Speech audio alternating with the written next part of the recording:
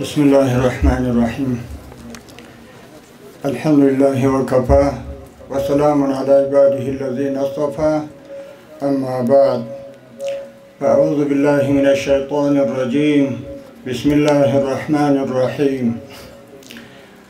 قال الله تعالى: وجعلنا من الماء كل شيء حي أفلا يؤمنون. صدق الله العلي العظيم وصدق رسوله النبي الكريم. د افغانستان د اسلامي امارت مسؤولینو، مشرانو او حاضرو علماء کرامو او مجاهدینو او د رسنۍ استازو، عطا محترم او نورو د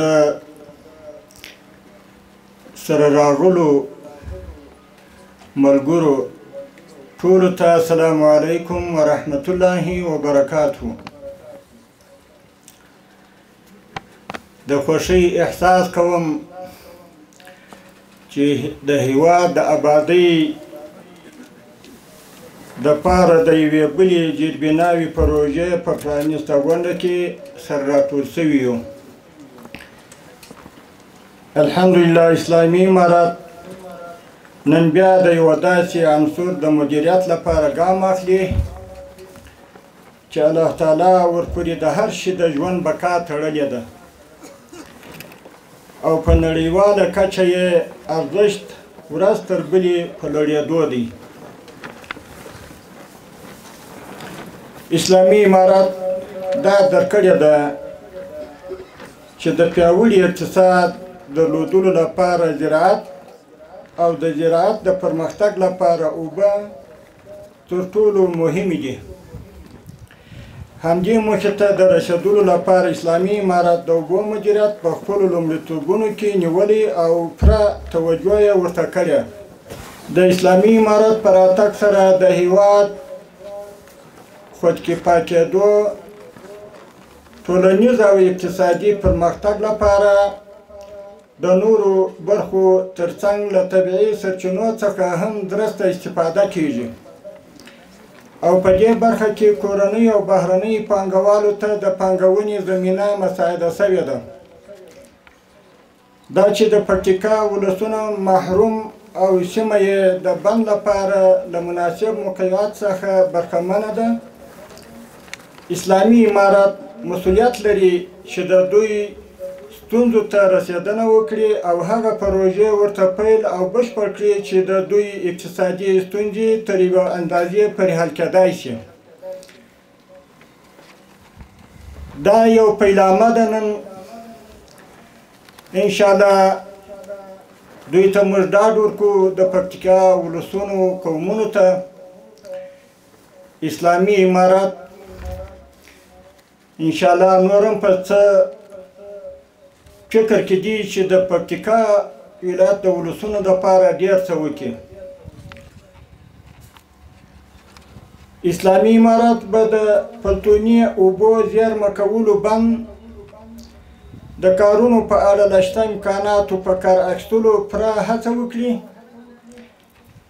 چې چارې یې ژر بشپړې کړي او له قراردادي شرکت څخه هم غوښتنه کوي چې څومره ژر ممکنه وي دغه پروژه په ښه کیفیت، په پوره صداقت او امانتداري سره بشپړه کړي.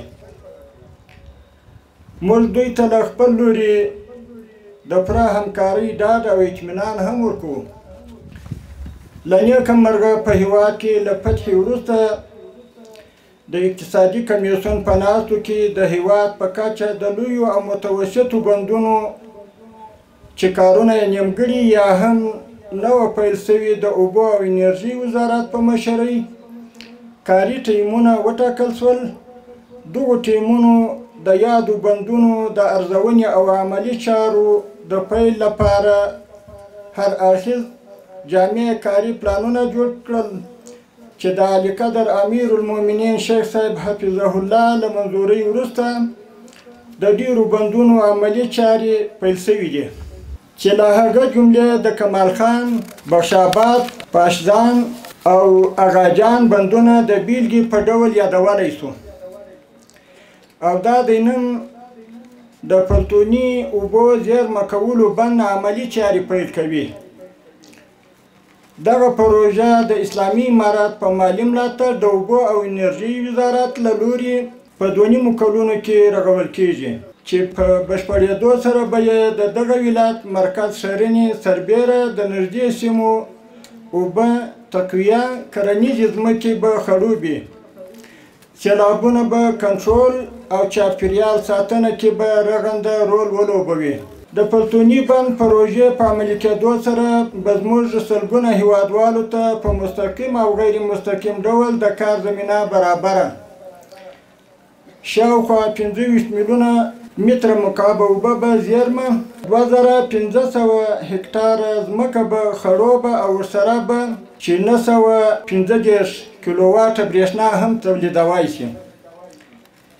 په پای کې د پکتیکا ولایت له قدرمنو مسؤلینو او د دې ولایت د درنو ولسونو له میلمه پالنې او تود هرکلي څخه مننه کوم. واخر دعوانا ان الحمد لله رب العالمین.